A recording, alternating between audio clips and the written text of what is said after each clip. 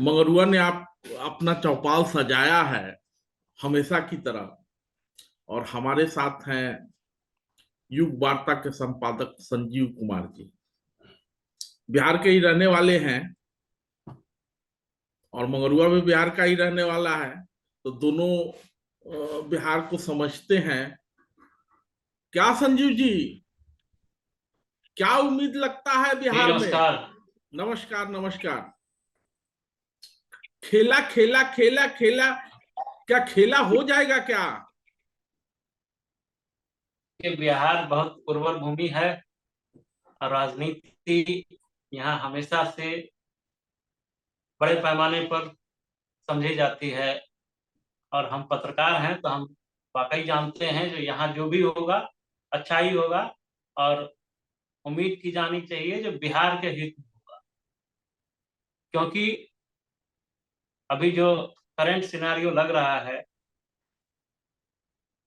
नीतीश कुमार अपने साथी राजद के नेताओं से खास करके कहिए जो लालू जी के पुत्रों से थोड़ा सा परेशान कर रहे हैं, इसलिए वो शायद पाला बदलना चाहते हैं, ऐसा अभी समझ में आ रहा है।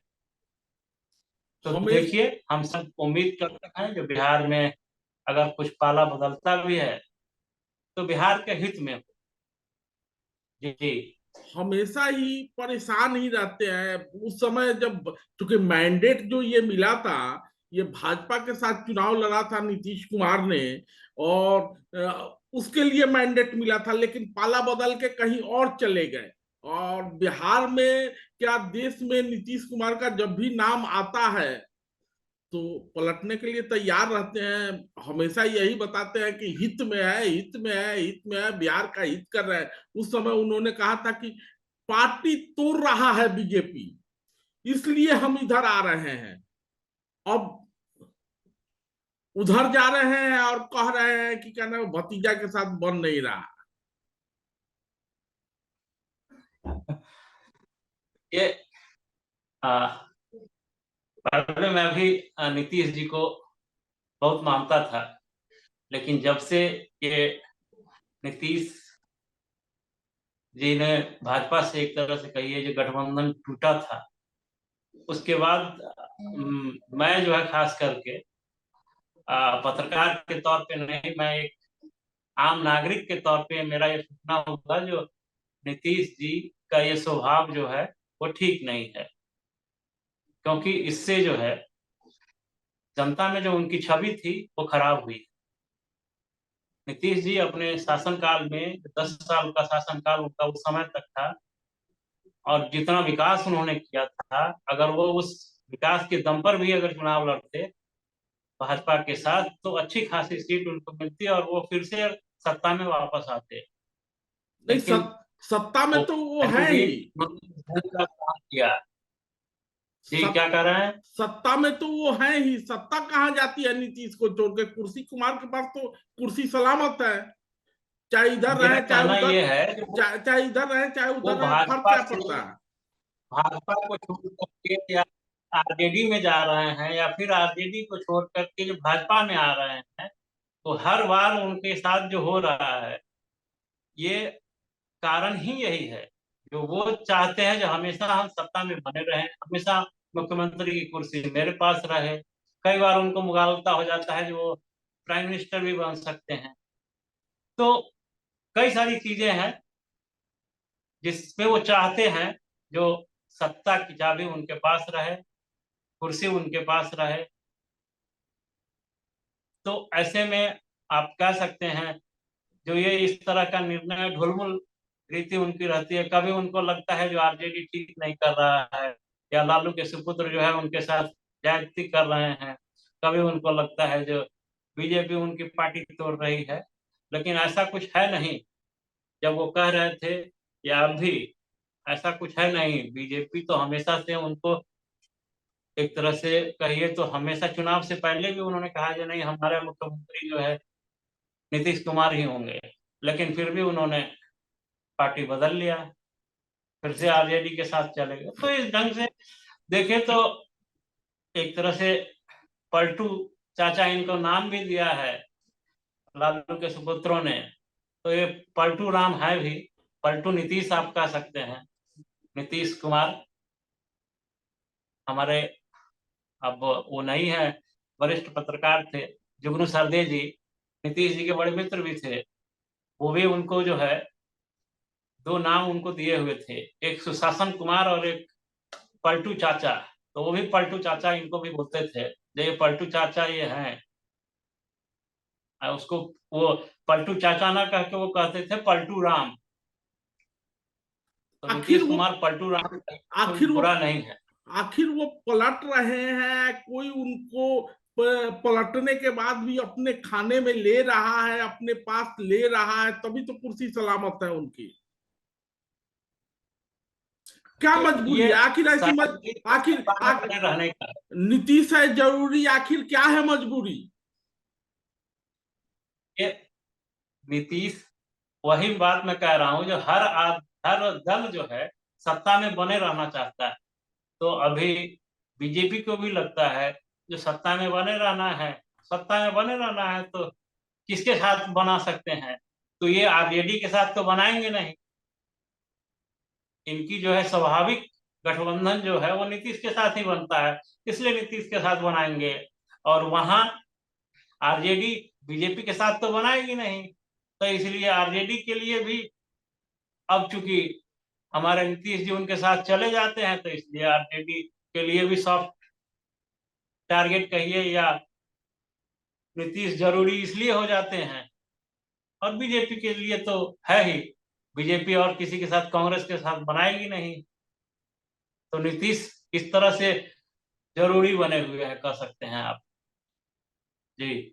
नीतीश जरूरी है आरजेडी के लिए, बीजेपी के लिए, लेकिन बिहार के लिए कितना जरूरी है? एक पत्रकार के रूप में आप जो अब तक उनका शासन देख रहे हैं, पत्रकार के रूप में वो बिहार के लिए कितना जरूरी है? क्या नीतीश से बेहतर विकल्प और कोई है नहीं बिहार में? लेकिन नीतीश से बेहतर विकल्प हो सकता है। एक तरह से कहें तो भाजपा ने ये कोशिश की भी है। आप देखे होंगे, जो जो हमारे उप मुख्यमंत्री हुआ करते थे सुशील कुमार मोदी जी, सुशील कुमार मोदी जी को बदल करके भाजपा ने नया लीडरशिप खड़ा करने की कोशिश की है। वो इसीलिए की है जो हम अपने तरफ से एक नया लीडर चुने, जो बिहार को नेतृत्व दे। क्योंकि सुशील कुमार मोदी अब तक नीतीश कुमार को अपना एक तरह से बड़ा भाई मान के और अपने को छोटा भाई मान के चल रहे थे। तो इस तरह से वो फील गुड कराने की कोशिश करते थे, और इसी वजह से जो दूसरी पीढ़ी है बिहार में भाजपा की, वो उत्पन्न नहीं हो पा रही थी या जन्म नहीं ले रही थी, कहिए। अब कोशिश भाजपा की है जो नई पीढ़ी आवे। देखिए आगे क्या होता है। हम सब तो पत्रकार हैं, विश्लेषण कर सकते हैं, लेकिन पार्टी नेता कैसे पैदा करती है ये पार्टी को ही तय करना पड़ता है। और अभी आप देखें तो हमारे पास दो तीन राज्यों में जो भाजपा ने जो नए मुख्यमंत्री बनाए हैं, वो एक तरह से हम लोगों के लिए नजीर है। जो आने वाले अगर विधानसभा चुनाव में अगर बिहार में अगर भाजपा सरकार बनती है, तो निश्चित रूप से आपको नए मुख्यमंत्री दिखाई पड़ सकते हैं। जी। हमको ये लगता है कि भले ही भाजपा कोशिश कर रही हो, लेकिन आपको क्या लालू के बाहर रहते ये खेल इतना आसान दिखाई दे रहा है क्या? लालू बाहर है तो कुछ तो लालू खेल करेंगे, क्योंकि लालू भी खेल करने में माहिर हैं। तेजस्वी ने इसलिए तेजस्वी ने खम भी ठोक दिया, कहा कि इतना आसान नहीं होने देंगे। और कहा, ये सुनने में ये ये हो भी आ सकता रहा है है। कि जीतन राम मांझी को भी ऑफर मिल रहा है कि तुम ही मुख्यमंत्री बन जाओ। देखिए, होने को कुछ भी हो सकता है। अब क्या होगा अभी देखना बाकी है। ये तो सत्ता में बने रहना, ये तो अंक का खेल है। अंक जिसके पास होगा, चाहे वो आरजेडी है, आरजेडी के पक्ष में अगर अंक पूरा हो जाएंगे, बहुमत का आंकड़ा अगर पूरा हो जाएगा, तो सत्ता उसके पास रहेगी। अगर बहुमत का आंकड़ा बीजेपी और नीतीश जी के पास आ जाएगा, तो ये लोग सरकार जैसे चाहे वैसे बनाएंगे। सारा खेल बहुमत का है। कब तक खेला हो जाएगा? अब ये मेरे लिए बता पाना मुश्किल है। आप भी देख रहे हैं और हम भी देख रहे हैं। हम भी दिल्ली में है, आप भी दिल्ली में है। तो बिहार में क्या होगा ये अभी कहना थोड़ा मुश्किल है। लेकिन अगर कुछ होना भी होगा तो हमको लगता है एक हफ्ते में कुछ न कुछ आपको कंक्रीट कुछ पता चल पाएगा। संजीव जी, बिहार लोग लालू के बाहर रहते खेला कितना आसान है? अकेला आसान। लालू राजनीति के बड़े माहिर खिलाड़ी हैं। वो कुछ भी कर सकते हैं। और या कह लीजिए उसको राजनीति के गुणा गणित को वो अच्छी तरह जानते हैं। लेकिन सारा खेल जो है वो नंबर का होता है।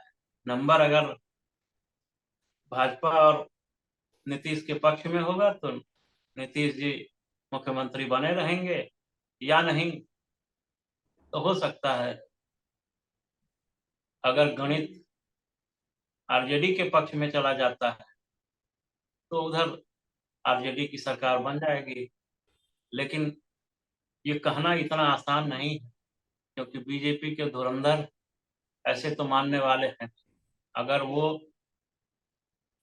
जो दल ये कहती थी कि अब नीतीश के लिए बीजेपी का दरवाजा जो है वो बंद है, और आज अगर खुल रही है तो इसका मतलब है उसके पीछे वो लोग भी कुछ देख रहे हैं।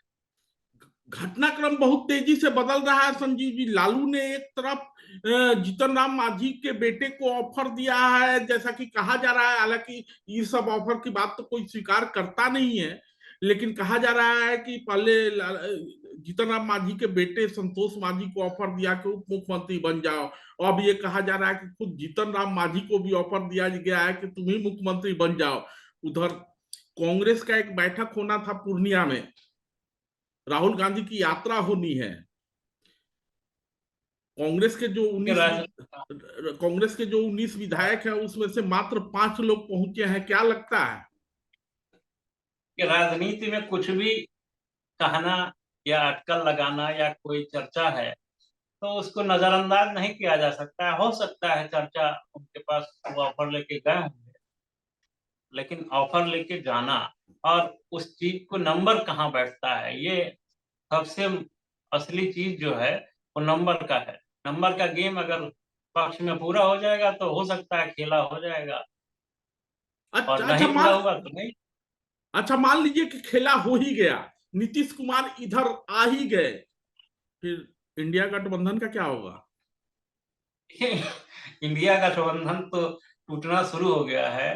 हम्म। आम आदमी पार्टी कह रही है जो हम पंजाब में पूरे सीटों पर लड़ेगी, तो हम्म। कहाँ गठबंधन रहा।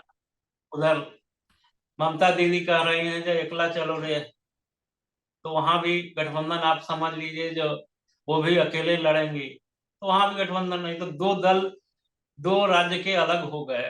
तो उसके बाद जब ये इधर आ जाएंगे तो इंडिया गठबंधन तो ऐसे ही 3 राज्य में ऐसे ही खत्म हो गई। मैंने मोदी की गारंटी पक्की है, फिर से एक बार गारंटी एकदम देंगे। पक्की है। और मैं बड़े जिम्मेदारी से कहना चाहता हूँ जो ऐसे तो ये भविष्यवाणी करना किसी पत्रकार के लिए बहुत नुकसानदायक है, लेकिन ये भविष्यवाणी नहीं, मेरा एक अंदर का एक हंच है। जो 22 की जो प्राण प्रतिष्ठा हुई है हम्म। रामलला की, उसके हम्म। बाद मोदी की गारंटी और पक्की हो गई है। हम्म। मैंने प्राण रामलला के प्राण प्रतिष्ठा के साथ कर्पूरी ठाकुर का भारत रत्न। ये तो ये बिहार को साधने के लिए ये भारत रत्न दिया गया है।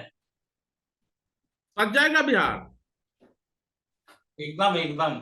बिहार में हमको लगता है जो पिछला आंकड़ा बीजेपी फिर से दोहराएगी।